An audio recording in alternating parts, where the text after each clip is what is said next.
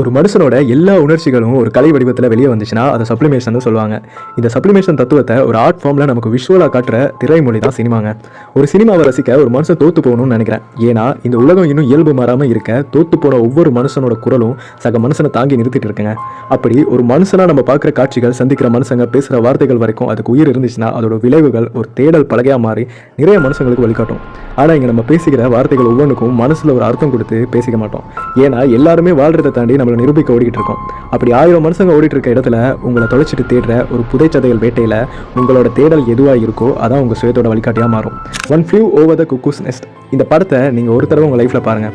உங்களை பார்த்து பைத்தியம்னு யாராவது சொன்னால் உங்களுடைய பொது பார்வை அந்த விஷயத்தில் எப்படி மாறுமோ அதே போல தாங்க இந்த படமும் பைத்தியம்ங்கிற வார்த்தையை ஒரு கலர்ஃபுல்லான ஒரு பெயிண்ட் போல உலக வழக்கத்தில் நமக்கு புரியாதவங்க மேலே நம்ம பூசிட்டு இருக்கோங்கன்னு புரிய வைக்கும்.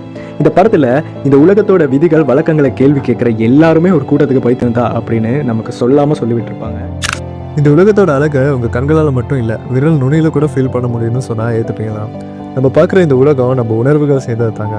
அதில் குறைங்கிறது நம்ம கண்கள் நமக்கு காட்டுற காட்சி பிழை. அதை எடுத்துகிட்டு சந்தோஷமாக வாழ வழி செய்கிற சினிமா தான் the colour of Paradise.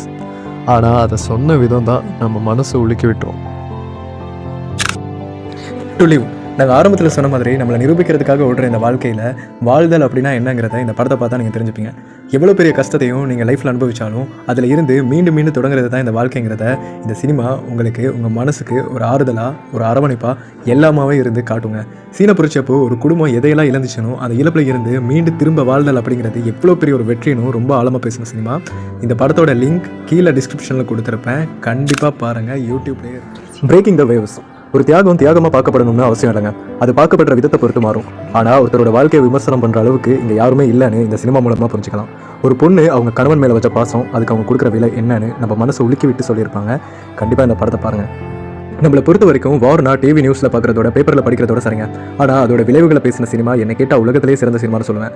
1000 war films வந்த இடத்துல நம்ம கவனத்துக்கு வந்த ஆக்ஸோ ரிச், Capernaum, full metal jacket, saving private Ryan, grave of the fireflies, all quiet on the western front, Incendies இப்படி ஆன்டிவார் சப்ஜெக்டாக வந்த நிறைய தரமான படங்களும் இருக்குது. ஆனால் நம்ம கவனத்துக்கு வராத ஆன்டிவார் ஃபிலிம் எதுன்னு கேட்டிங்கன்னா ஈரானில் வந்த டர்க்கிள் கேன் ஃப்ளை.